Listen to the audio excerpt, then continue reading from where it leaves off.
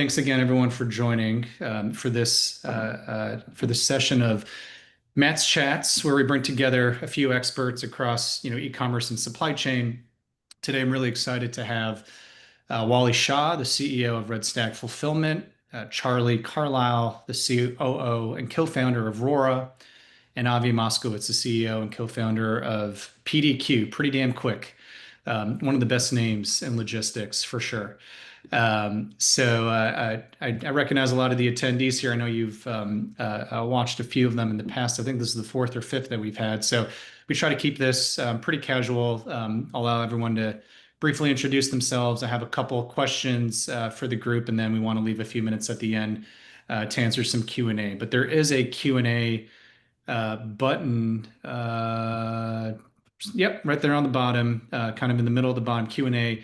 If you have any questions that come up throughout, feel free to pop them in there. We might get a chance to kind of answer them in real time, or again, we'll have some time at the end. I'll also post everyone's LinkedIn's in the chat, so you can find them there and connect offline if that's of interest to you. But without further ado, let's start with some brief intros. Maybe we'll go Wally, Charlie, and Avi. So Wally, take it away. Speaker ticket. Yeah, sure. I'm not speaker ticket. My name is Wally Shaw, and I'm the CEO of Red Stag Fulfillment. We're based in Knoxville, Tennessee. We're a full-service 3PL covering all commerce channels, so D2C, e-commerce, retail, and then your traditional brick and mortar as well. A little bit about me. I've been in operations my entire career, starting with my college degree when supply chain was called Logistics and Transportation from the University of Tennessee. Spent most of my career at Phillips. Spent over 18 years, global traveler, lived in 5 countries, acting as the head of operations across the globe.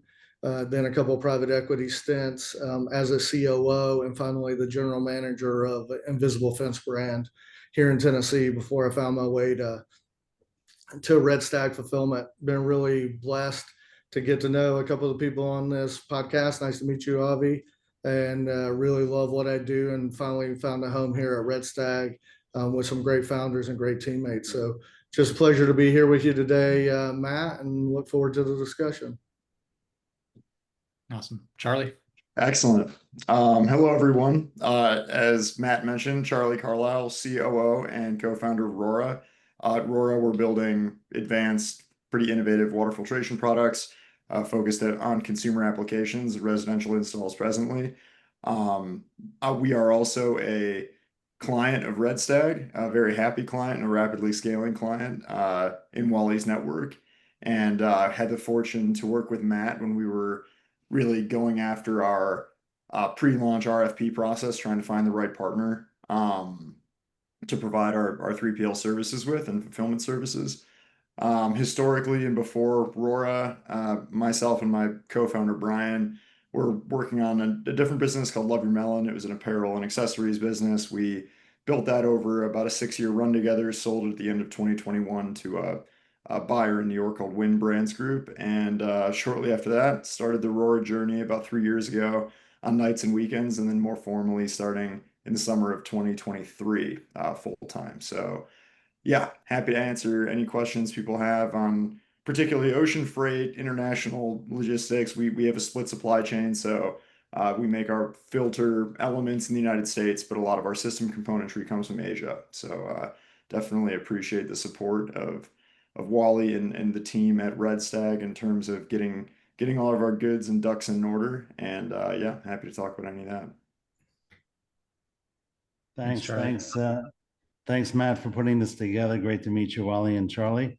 I guess between, as far as logistics go, I would call myself the accidental logistics person. I didn't really start my career or wasn't intended to be there. I've started a number of companies, a serial entrepreneur, but I opened a craft beer company after a series of technology companies, opened a craft beer company, launched it, and just really out of curiosity, launched it on Shopify in 2019.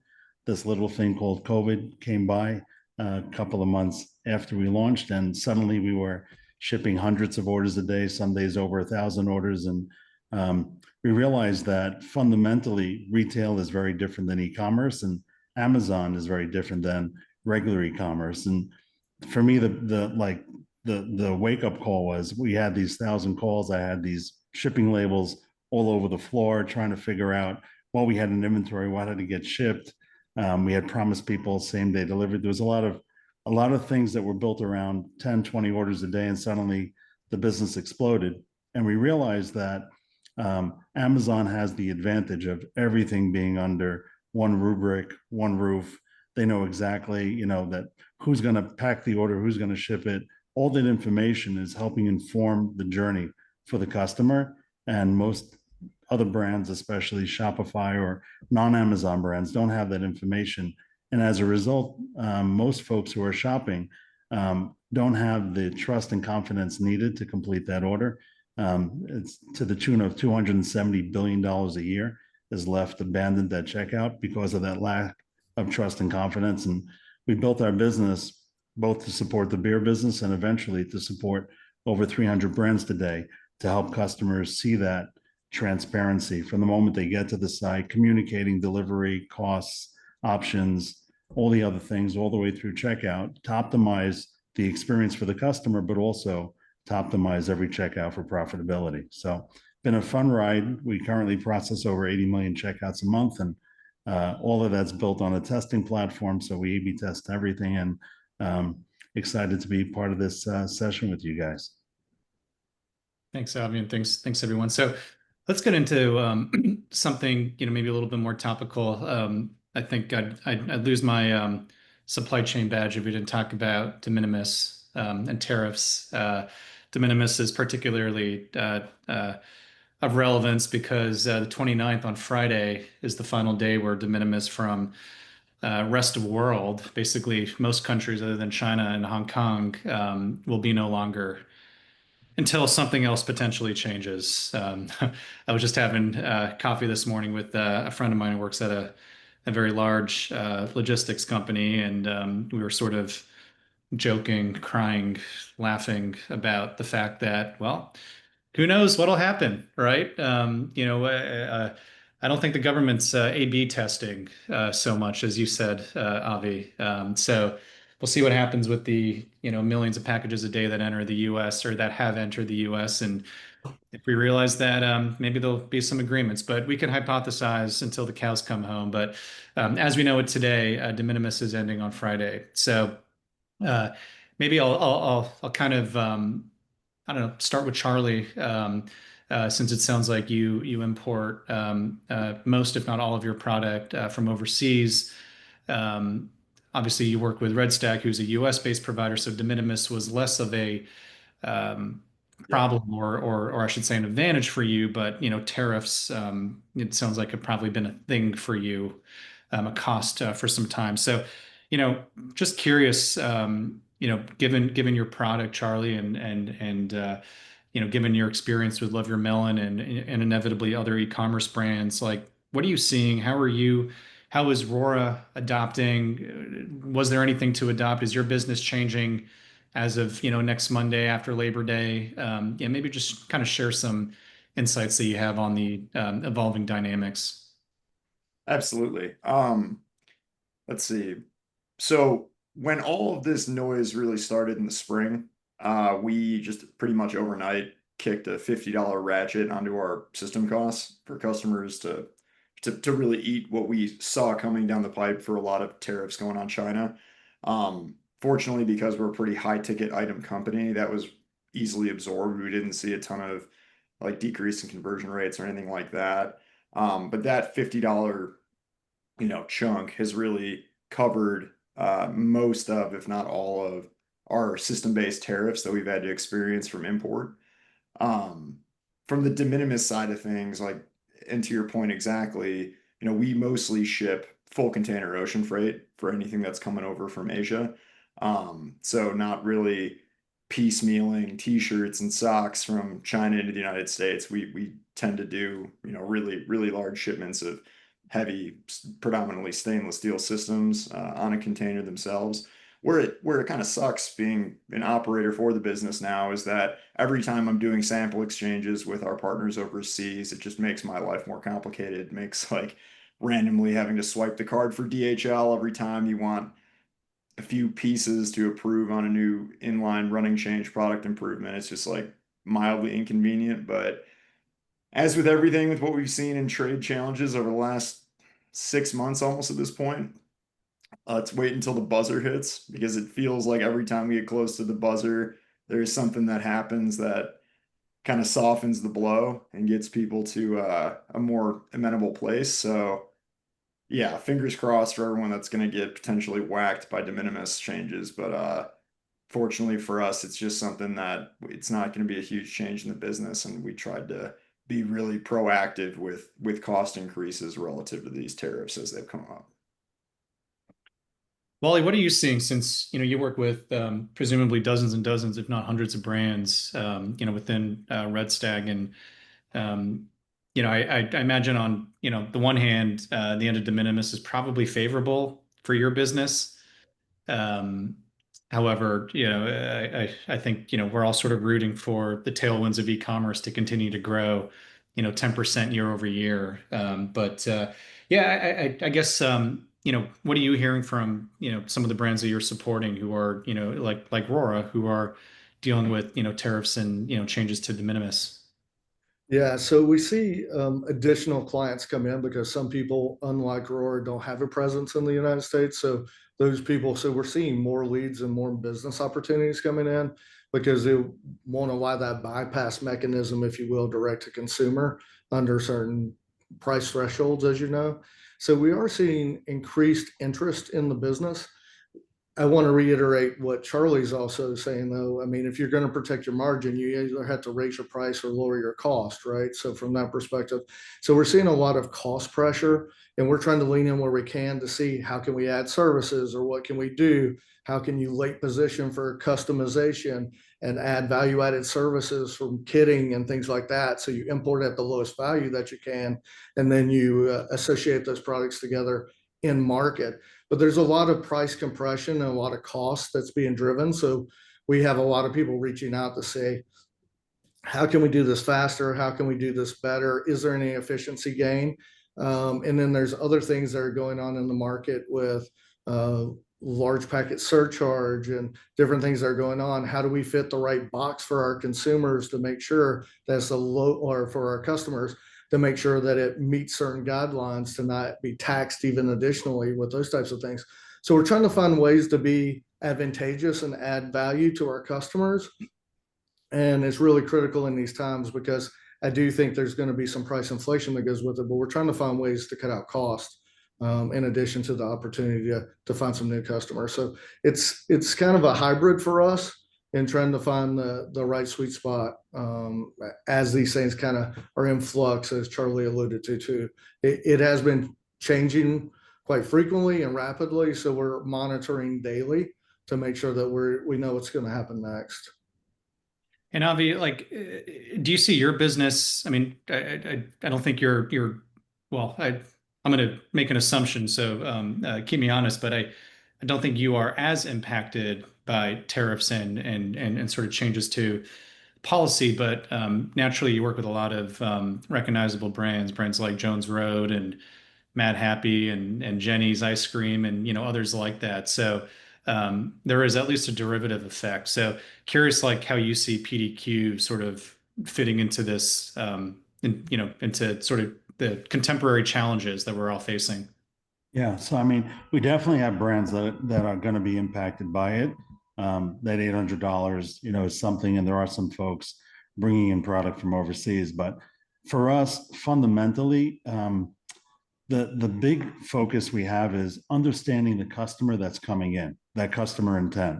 And one of the unique things that we do is look at segments of customer. We're able to distinguish between, let's say, a first-time customer, returning customer, someone who's a subscribing customer. Each of those segments should be spoken to differently, and especially when it comes to the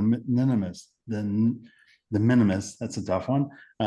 You want to make sure that you're communicating as much as you can. So Charlie mentioned increasing price by $50, and chances are that everybody, based on the response, took it well. But is $50 the right number? It could be more, it could be less. And part of what we do is we differentiate between first timers, returning, someone who's potentially a high value or a VIP, or may have just had a bad customer customer support experience. Each of those customers are treated differently. And as a result, when they first get to the site, they might see, I know that you're, first time visiting our site, we're going to give you free expedited shipping at no additional cost. But you don't know exactly what's going to move the needle unless you test. So all of that's built on an A/B testing rubric. And based on what we know is going to help that customer move through the journey of buying and have the confidence of completing the purchase, a lot of the things related to these new tariffs are about communication. Do you say delivered duty paid, like DDP upfront, or do you say duty at checkout? And maybe there's some customers willing to supplement some of the cost, understanding that it's not something, a burden that any potential e-commerce brand can support themselves. But we can test into those things, and more importantly, communicate the confidence and trust necessary to give those customers the feeling that they're not getting taxed, just randomly for the brand, but this is something necessary to support the sale. So are you generally focused on, like, as I think about your ICP, Avi, are you typically focused on the brand, company like Rorra, or are you also selling into 3PLs? I mean, I know I'm just kind of flipping through the attendee list, and I recognize a handful of folks who work at 3PLs, as well as, a bunch of brand owners, and, as well as folks in other logistics categories. But yeah, just sort of curious how you're sort of positioned in the market. Yeah, so we target brands, but we do work very closely with 3PLs. And a good example of that is we're informing the customer because we have the information related to the 3PL. So when we're integrated with the 3PL and we have the information, we're able to communicate more accurately. We have a pretty good sense. We're able to use machine learning today to be able to provide a pretty accurate promise date. And that's a big part of our secret sauce, is how we communicate the promise date accurately and to the right customer. So we know it's Friday afternoon. The 3PL is not going to be doing picking and packing for this particular order until Monday morning. So the messaging along the way really matters. And it's the reason that we work very closely with 3PLs and make that communication as accurate as we possibly can, and then hand that off to the customer. So a big part of managing the customer expectation is making an accurate delivery promise to the right segment at the right price, and making the right offer to the customer, and then continuing it by providing tracking based on that promise. So it's not just a tracking page, you're actually tracking what was promised on the product page and checkout, and then managing that order. And if there is a challenge or it's delayed for whatever reason, to proactively communicate with the customer. All of that contributes to increased conversion, increased LTV, all the things that really drive healthy metrics in the business. So yeah, we do work very closely with every aspect of the operation to enhance the overall customer journey and ultimately provide profitability where it matters most at checkout. Yeah, I mean, this is kind of what like Amazon invented, right, 20 years ago, where you can go on a product, on a SKU basis, and it knows where it's shipping to, and it knows where it's shipping from. And if I'm looking at batteries, I know that I have, I mean, here in Nashville, I have, there's half a dozen FCs within 25 miles of where I'm sitting right now. But in any event, I know, I can basically choose the hour that I want that product delivered, right? And it's still mind-boggling that all but maybe a very, very, very small handful of Shopify merchants do not have that capability. And if there's something that irks me as a consumer, it's going on, and I'm certainly not pointing fingers at Rorra by any means, but a lot of your peers and other e-commerce brands, if I go, if I'm looking for, this Lululemon hoodie, right? I bet if I went on Lululemon.com right now and put this in my cart and selected economy shipping or standard shipping, it would say 3 to 7 days or 2 to 8 days. And, if this was shipping from Red Stag down the street in Knoxville, 150 miles from me, and if technology knew that, they had an SLA to ship product that they receive, or orders that they receive by 2 p.m., and I know that it's shipping UPS ground, which is a 1-day transit from Knoxville to Nashville, I would get this tomorrow, right? And I would purchase on Lululemon.com rather than go on Amazon, where I know where I have that validity or that certainty of when something will be delivered. So, Matt, along those lines, more than 50%, it's a crazy stat, but more than 50% of support tickets that come in the same day that the order is placed, right? No one expects the order to come in the same day. And of those orders, the vast majority are Wismo, where is my order? Questions, because they placed the order and it said 3 to 7 days, but what actually is 3 to 7 days? Do you work through weekends? Does Sunday count? Is it business days? Is it calendar days? Like, when am I actually going to get it? And to that point, without having or leveraging the information that's available. So, for example, we have customers that offer regular economy delivery, but tell you it's going to be priority delivered because they know you're going to get it the next day. So why not benefit? Because that customer is going to convert where they wouldn't convert if you didn't communicate that. There's so many examples of the intersection between the buying part of the experience and the delivery. And if you're really delivering and you're not communicating it, you're leaving money on the table. And if you're under delivering, then at least know that you're leaving money on the table because customers are expecting more and they're willing to pay for it. absolutely. Well, Wally, speaker ticket, and Charlie, let's maybe talk a little bit about fulfillment, and we can talk about big and bulky fulfillment. Charlie, I know you have sort of a growing product or SKUs. You're not just shipping or selling countertop filtration systems. You're selling shower heads and other sort of water filtration mechanisms, I guess. So, curious, given sort of the bulkiness, maybe not so much the weight, but certainly the bulkiness of the product, I can see why, Red Stag was a viable partner for y'all, given Red Stag's incredibly dialed in focus on, low SKU, higher volume, and big and bulky. So curious, are there certain changes in technology or certain things that are particularly important to you as you think about fulfillment generally? Some of the reasons maybe why Red Stag, or what Red Stag leverages to kind of support your fulfillment needs.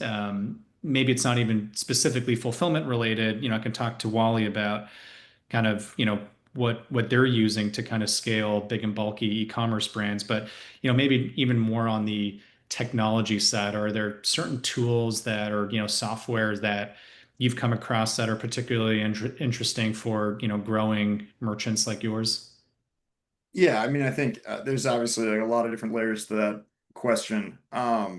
Number one would be that we, as like a young brand, it's hard to go multimodal right away, or like not multimodal, like multiple location, right? So that's one of the things that, as we talked in the last prompt about like this strategic advantage from Amazon based brands, where Amazon's coordinating all of the balls and the cups on the back end, like where every single piece of inventory is split between hundreds of, now thousands of DCs. Like when you're a digitally native owned brand who's starting on a Shopify site as opposed to trying to scale on Amazon, you're kind of subject and limited to not only your initial resourcing, but how much inventory you can have on hand at any given time.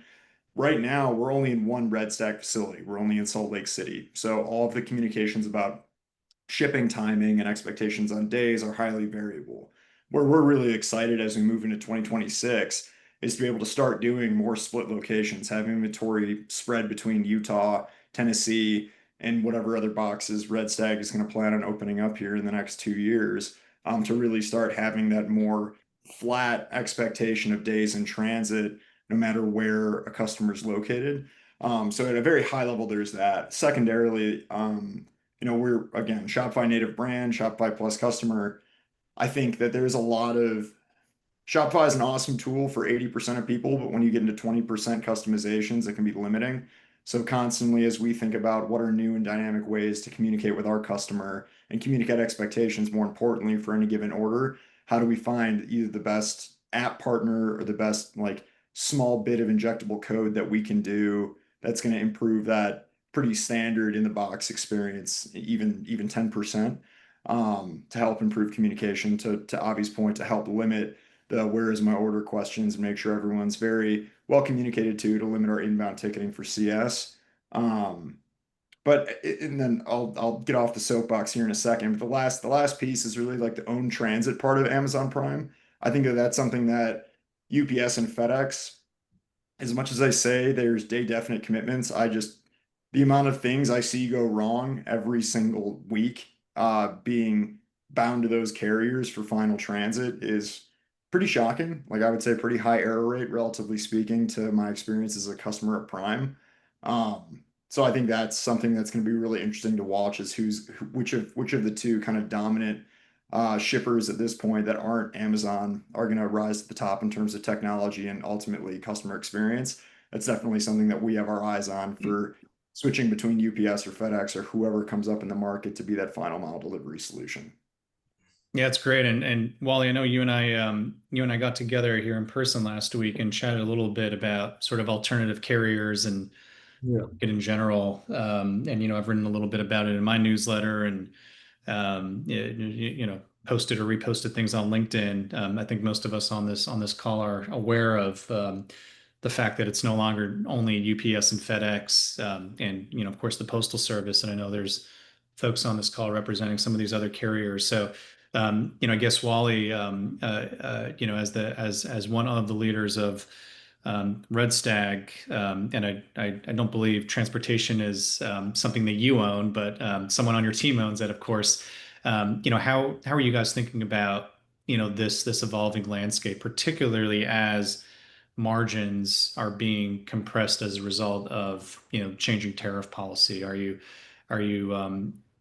actively using some of these, what I'll sort of call alternative carriers, the regionals, the couriers, the sort of gig economy part, the VHOs of the world, the better trucks, the unis, the ACIs, or given your product that it is kind of heavier and bulkier, is that will that continue to be more of a UPS and FedEx type experience? Yeah, that's a great question. Because our products traditionally, for those who don't know, we were founded as a big and bulky company because no one was servicing that market well. Kind of like Avi's talking about, his business grew out of something that there was a need in the business or a need in commerce, and it was fulfilled. And we fulfilled that for many, many years and continue to do that. Quite frankly, not a lot of people like to deal with big, heavy, and bulky stuff.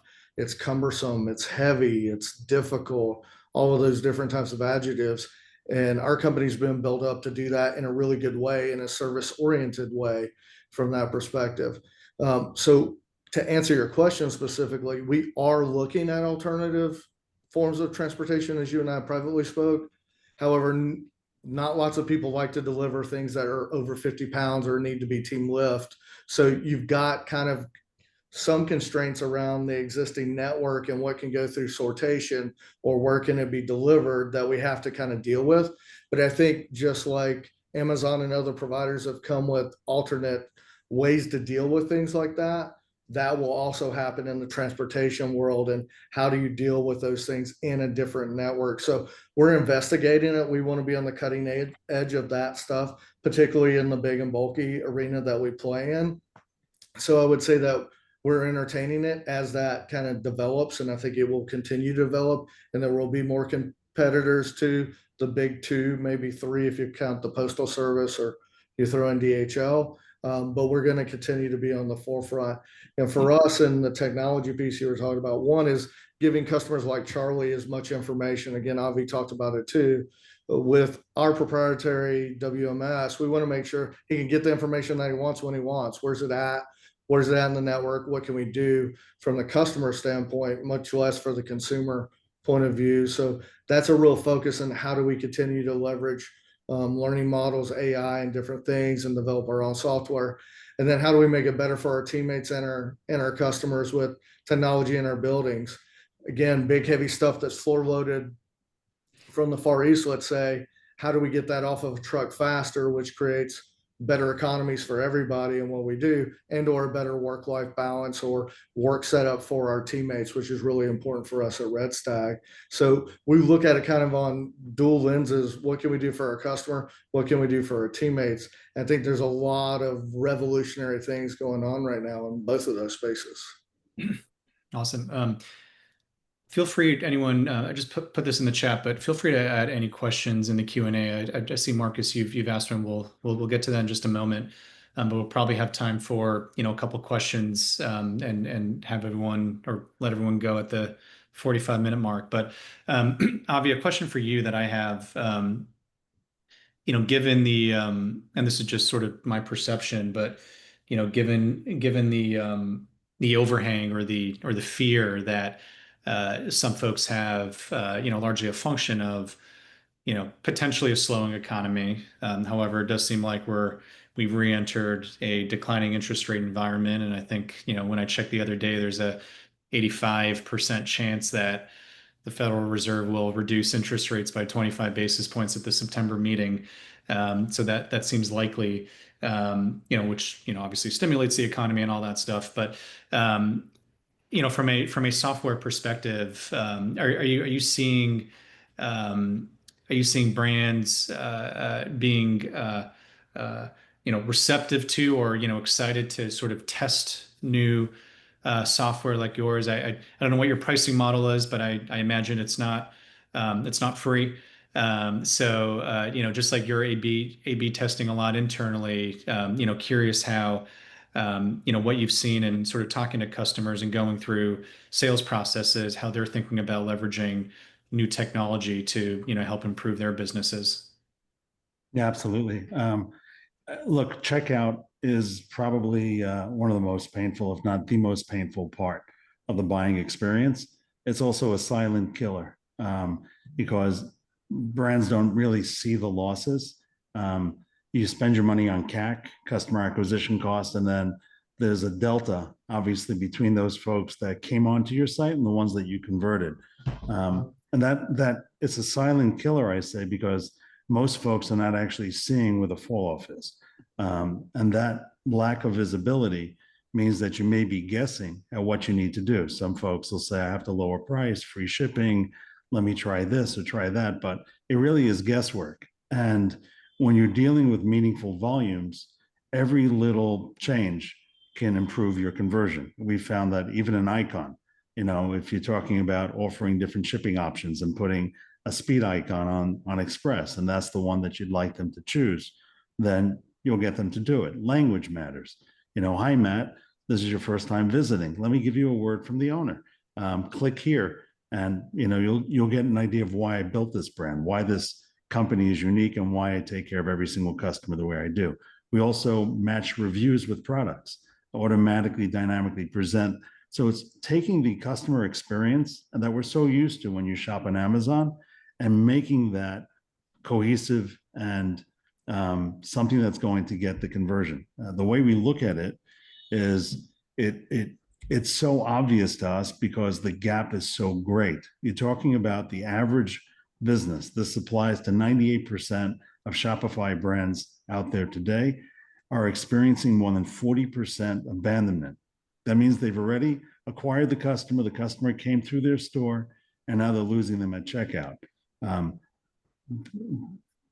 Bridging that gap and filling that hole makes a meaningful impact. And because we do it, and it's all we do, we're one-eyed monkeys, just looking at checkout all day, every day, 80 million checkouts a month that we're looking at. Because we're doing that, we have the confidence, and the way that we structure our relationship is by saying, give us an opportunity, we'll do the audit, we'll give you the blueprint, the roadmap, we'll show you exactly what we're seeing.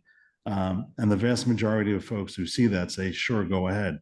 And then because we're so confident in what we do, we provide an ROI guarantee. So it's very hard to be playing in checkout as we are, but it's not very hard to recover money because there really is so much out there. And it comes in so many flavors. We touch logistics, we touch so many different parts of the equation. Just like one example, because we understand volumetrics, and because we understand where the DC, the closest and most likely distribution center is going to come from, we're able to present customers with upsells only relevant to those items that will actually fit in the box and not cause you to pack a second box where, you know, you're celebrating your upsell, but guess what?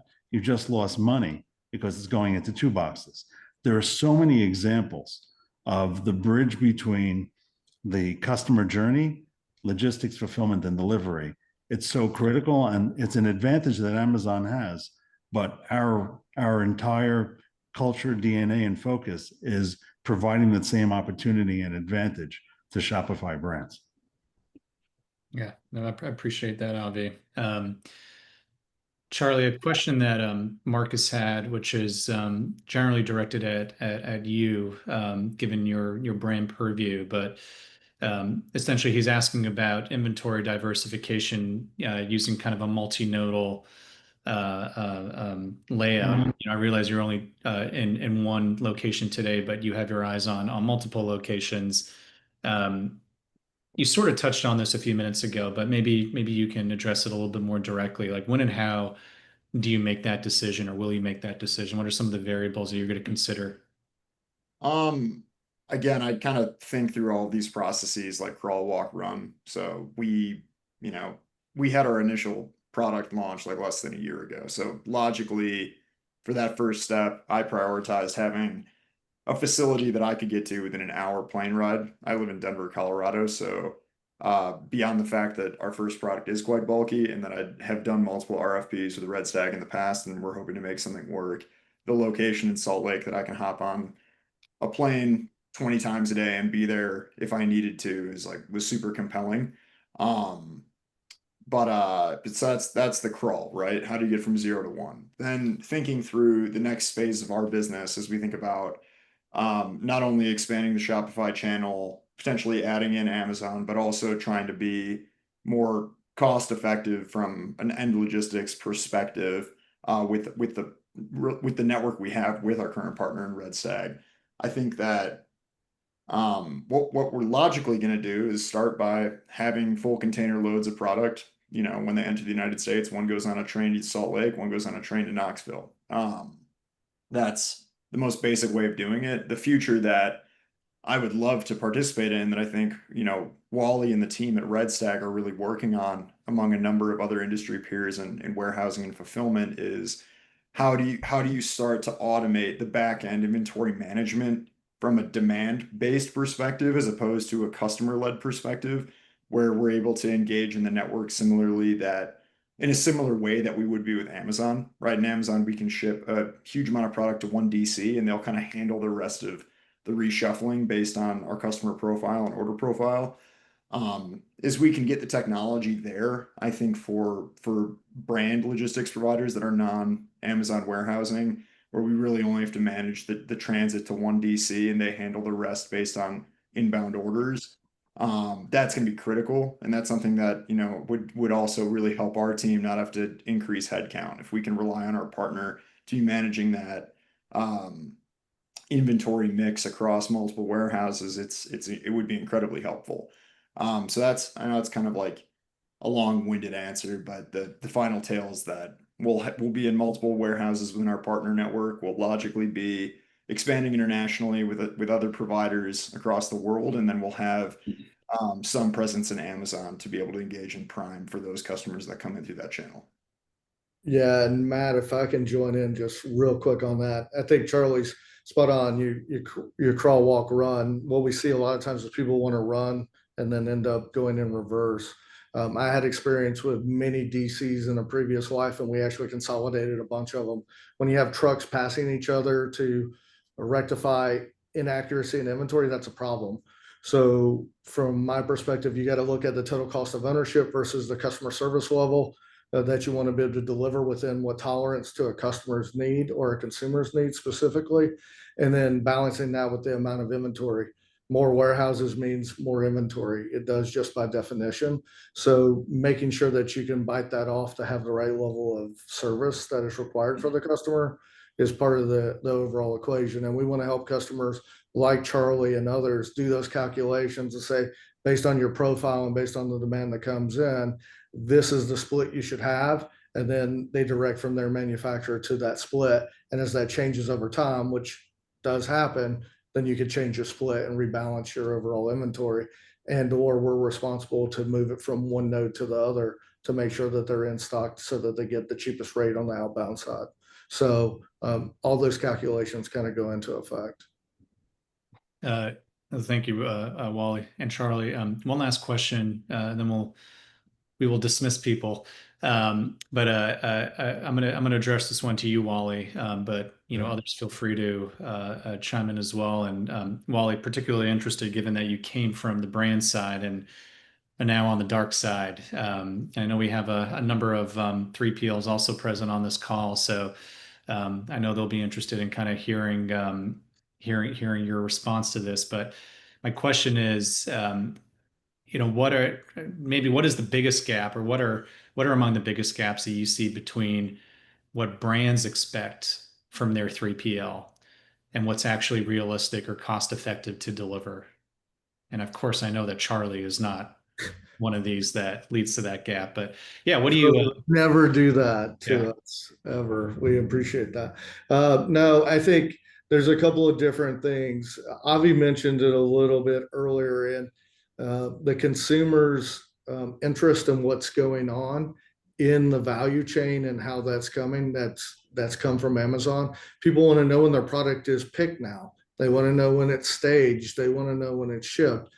And there is a cost associated with that. That's becoming more minimal over time as technology gets better and things are more available, if you will. But from that standpoint, consumers do want to know a lot more in the value chain than what they knew before. They just wanted to know when it was going to arrive. Now they want to know much more and be a part of that journey. So that's one thing I think that customers and consumers are expecting more that we're hearing overall. The speed to service in terms of consumer delivery dates, that continues to accelerate over time, right? That's why Avi's in the business and et cetera. That continues to accelerate where you need to be, which is also an additional cost that can burden brands from what they really expect it to be from that standpoint.